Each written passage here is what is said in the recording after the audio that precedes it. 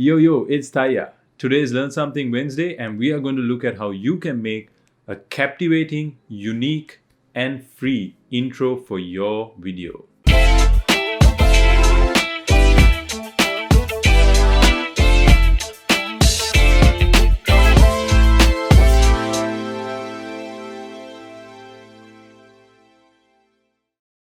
Yo, welcome back, guys. So, what do you think of the intro?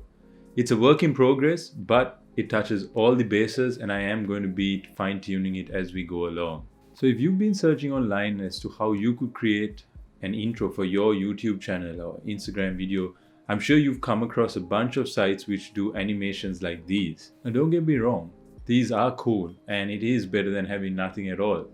But since it is so common and easy to create, there are lots of people using it, and it does give a bit of a quick fix vibe. So the reason I didn't want to do this is because the way I see it, this is going to be the one piece of real estate on all your videos that is going to be always seen by all your viewers. And naturally, I want it to be the best and reflective of all the work I do, which is why I figured I want to spend a lot of time figuring out how I can do it and create an engaging, unique, and captivating video. So let's dive right into it. Now, I took way longer than expected to just make this 6-second video. However, I figured I want to share all that with you so it'll make it a lot easier for you to get through this. So the steps are easy. The first thing you want to do is identify what kind of intro you want to do. So for me, I'm creating a travel, tech, and self-development related vlog. So I decided to look through a bunch of vloggers on YouTube who are in a similar category and take some pointers from what they have done for their intros. My tip here is identify 5 people that you enjoy watching and that you have always been captivated by their intros. The second step is to decide what you want to communicate through your intro. For me, it was just simple. I just wanted to show some of the best work I've done and communicate that I am about travel, tech, and self-development. Thirdly, you want to identify your favorite clips. Best way to do this, rather than scroll through all your folders and find that footage, just think of what comes to the top of your mind when you think of your best clips that kind of have been the highlight of the work you've done. Write that stuff down and keep it. You're going to use it. Number 4, and this was the one that I took the most amount of time, is to pick a tune. When you're doing this, you want to think about the general mood of the sort of videos you're going to be creating. You want this tune to kind of reflect that, and it needs to be something that you can always be using. I tried a bunch of different sites. I even tried to create my own tune, which took so long, and I eventually gave up on, and resulted in actually finding a really nice one that I felt worked for what I wanted to achieve. And lastly, you want to stitch it all up. So I use Premiere Pro and After Effects, and I figured I'd do it on Premiere Pro only. As I spent over 12 hours just looking for the first 3 steps, I figured, okay, I'm not going to waste any more time.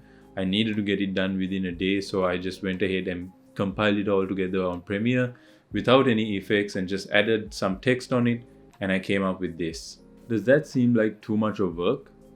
Well, think about it. This is going to be the intro that everyone is going to see on every single video. So you definitely want to invest that time to make sure that you create a compelling and captivating intro for every single video that's going to be coming forward. The way I see it, you could either invest your time or hire someone else to do it for you. Now, there are a bunch of sites that you can do this on, and if editing is not your strong suit, then maybe you could look at getting someone else to do it for you. Don't get me wrong though, if you are creating videos, I think you probably should learn to edit yourself.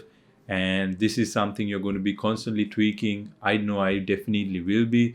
So it makes sense to actually put in the time, structure it out, and then decide how you're going to keep changing it over time.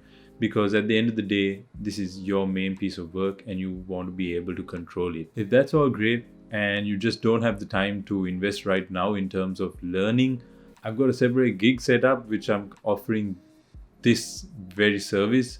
I'm going to be tackling it in the same way I've done it, these 4 steps that I just discussed. And if you guys are interested in that, hit me up. I'll be happy to help you out. And that's it. It's pretty simple.